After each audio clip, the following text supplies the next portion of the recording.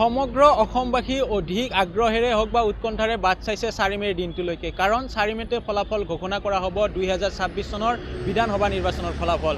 মই উপস্থিত থকা এই স্থান হৈছে মনিৰাম দেৱান ট্ৰেড চেণ্টাৰ বেতকুছিস্থিত এই মনিৰাম দেৱান ট্ৰেড চেণ্টাৰতে হেভি ৱেট প্ৰাৰ্থীৰ ভাগ্য নিৰ্ণয় কৰা হ'ব 25 জনকৈ। তাৰ ভিতৰত কিন্তু আছে অসমৰ মুখ্যমন্ত্ৰী ডক্টৰ হিমন্ত বিশ্ব শৰ্মাৰ ফলাফল এই কেন্দ্ৰৰ পৰাই নিয়ন্ত্ৰণ হ'ব কাৰণ ইয়াতে 1218টা চেণ্টাৰলৈকে যোৱা ইভিএম মেচিনসমূহ মজুত কৰি ৰখা হৈছে আৰু মাজত এটা দিন তাৰ পূৰ্বে প্ৰস্তুতি দেখুৱাইছোঁ এই মুহূৰ্তত সতীৰ্থ সহযোগে কিছু জুম কৰি দেখুৱাব এই স্থানৰ পৰা কাৰণ আমি আগুৱাই যাব নোৱাৰিম কাৰণ ইয়াতে যদি চোৱা যায় যে দণ্ডাধীশ পৰ্যায়ৰ লোকৰ বা ডিচি পৰ্যায়ৰ লোকৰ ইয়াতে বিশেষ নীতি দিয়া হৈছে যে কোনো কাৰণতে কোনো লোকে প্ৰৱেশ কৰিব নোৱাৰিব, সকলো বন্ধ কৰি দিয়া হৈছে।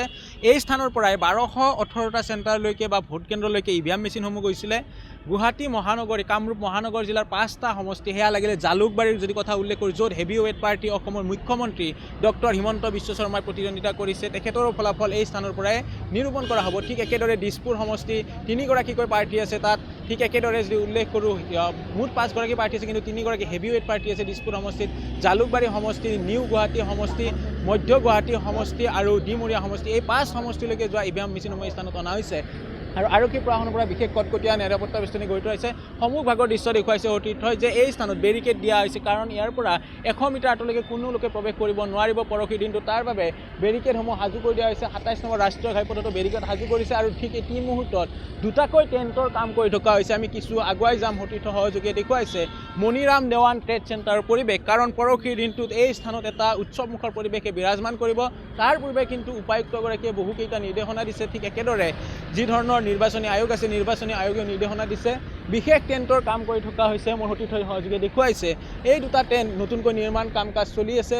বাহিৰ ভাগত প্ৰৱেশৰ দ্বাৰত বহুখিনি যি ধৰণৰ চেকিঙৰ ব্যৱস্থা থাকিব সেই চেকিঙৰ কাম কাজসমূহ কৰি থকা দেখিবলৈ পোৱা গৈছে। বিশেষ টেণ্টসমূহ ইতিমধ্যে সাজু কৰা হৈছে। আমি আগুৱাই গৈ থাকিম ঠিক একেদৰে সতীৰ্থই দেখুৱাই যাব। আৰক্ষী প্ৰশাসনৰ যদি কথা উল্লেখ কৰোঁ নিৰাপত্তা বেষ্টনীয়ে হওক সকলোখিনি অধিক কৰা হৈছে। বতৰৰ প্ৰতি লক্ষ্য ৰাখি অধিক টেণ্ট হাউচ তেখেতসকলে ব্যৱস্থা কৰিছে আৰু এণ্ট্ৰি গেটত কি ধৰণৰ ব্যৱস্থা থাকিব সেয়া দেখুৱাব চেষ্টা কৰিছোঁ বা চেষ্টা কৰিম নিউজ 18 অসম নৰ্থ ইষ্টৰ দৰ্শকসকলক। এই স্থানৰে প্ৰৱেশদ্বাৰ ইতিমধ্যে যি বেৰিকেডসমূহ বনাই থকা হৈছে কেইবাটাও বেৰিকেড বনাইছে সতীৰ্থই দেখুৱাইছে জুম কৰি যি বাঁহৰ সেইসমূহ বেৰিকেড ইতিমধ্যে সাজি থকা হৈছে। এই বেৰিকেডসমূহ লগাই দিয়া হ'ব সকলোকে প্ৰৱেশতে হওক বা যি ধৰণৰ ৰেষ্ট্ৰিক্টেড থাকে বা নীতি নিয়ম থাকে সেই নীতি নিয়ম অনুযায়ী সকলোখিনি কৰা হ'ব। উল্লেখ কৰিছোঁ যে গুৱাহাটী মহানগৰীৰ হওক বা কামৰূপ মহানগৰ জিলাৰ 5টা সমষ্টি দিছপুৰ, ডিমৰীয়া, মধ্য গুৱাহাটী, নিউ গুৱাহাটী আৰু জালুকবাৰী য'ত বহুকেইটা হেভি ৱেট পাৰ্টি আছে তাৰ ভিতৰত যদি মই উল্লেখ কৰিবই লাগিব যে অসমৰ মুখ্যমন্ত্ৰী ডক্টৰ হিমন্ত বিশ্ব শৰ্মাৰো কিন্তু ভাগ্য এই স্থানৰ পৰাই নিৰ্ণয় কৰিব কাৰণ ডক্টৰ হিমন্ত বিশ্ব শৰ্মাই জালুকবাৰী সমষ্টিৰ পৰা প্ৰতিদ্বন্দ্বিতা কৰিছে আৰু জালুকবাৰী সমষ্টিৰ সকলো ইভিএম মেচিন মোৰ পিছফালে থকা মনিৰাম দেৱান ট্ৰেড চেণ্টাৰতে ৰখা হৈছে। অকল তেখেতৰে নহয় ঠিক একেদৰে যদি আমি ভাৰতীয় জনতা পাৰ্টীৰ প্ৰতিদ্বন্দ্বীসকলৰ কথা উল্লেখ কৰোঁ প্ৰদ্যুৎ বৰদলৈৰ কথা ক'ব লাগিব। তেখেতৰ বিৰুদ্ধে বিপক্ষে যদি চোৱা যায় যে নিৰ্দলীয় প্ৰাৰ্থী জয়ন্ত দাসেও এক প্ৰকাৰ পূৰ্ণ প্ৰতিদ্বন্দ্বিতা কৰিছে লগতে মীৰা বৰঠাকুৰ কংগ্ৰেছৰ। যদি আমি মধ্য গুৱাহাটীলৈকে আহোঁ তাত উল্লেখ কৰিব লাগিব কুংকি চৌধুৰী যিগৰাকী আছপাৰ আছিলে অৰ্থাৎ অসম জাতীয় পৰিষদৰ আছিলে তেখেতৰ লগতো এটা তীব্ৰ প্ৰতিদ্বন্দ্বিতা হোৱা বুলি খবৰ আহিছে। যিগৰাকী গুপ্তা আছিলে গুপ্তাৰ বিৰুদ্ধে বিজয় গুপ্তাৰ বিৰুদ্ধে ঠিক একেদৰে নিউ গুৱাহাটী দীপলুৰঞ্জন শৰ্মাৰ বিৰুদ্ধে আনগৰাকী কংগ্ৰেছ প্ৰাৰ্থী আছিলে। ঠিক একেদৰে জালুকবাৰীত যদি চোৱা যায় যে বিদিশা নেওগৰ বিৰুদ্ধে আছিলে মুখ্যমন্ত্ৰী ডক্টৰ হিমন্ত বিশ্ব শৰ্মা বা হিমন্ত বিশ্ব শৰ্মাৰ বিৰুদ্ধে আছিলে বিদিশা নেওগ ডাঙৰীয়ানী। ঠিক একেদৰে দিছপুৰত যদি চোৱা যায় যে তপন দাস এগৰাকী এজিপিৰ প্ৰাৰ্থী আছিলে। সকলোৰে ইয়াতে ভাগ্য নিৰূপণ এই স্থানৰ পৰাই হ'ব অৰ্থাৎ পৰহিৰ দিনটোৰ বাবে অধীৰ আগ্ৰহেৰে উৎকণ্ঠাৰে সকলোৱে ৰৈছে।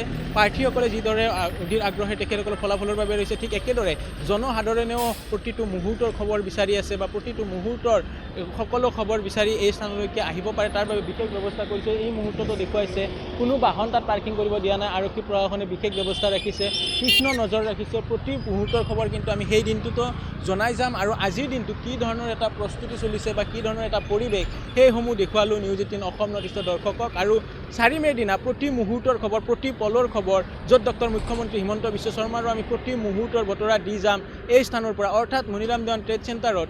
কাইলৈৰ বা পৰহি দিনটোৰ বাবে মাজত এটা দিন আছে যদি পৰহি দিনটোৰ বাবে যিধৰণে সাজু হৈছে সকলো খবৰ আমি জনাই যাম প্ৰতি মুহূৰ্তত। এই স্থানৰ পৰা 25গৰাকী প্ৰাৰ্থী আছিলে তাৰে পৰা 5গৰাকী বিধায়ক হৈ ওলাই আহিব। সেই 25গৰাকী কোনে কিমান ভোট পালে শতকৰা কোনে কিমান পালে প্ৰতিটো মুহূৰ্তৰ খবৰ আমি 4 মেত জনাই যাম। তাৰ পূৰ্বে আজি জনালোঁ যে কেনেধৰণৰ এটা প্ৰস্তুতি চলিছে এই স্থানত।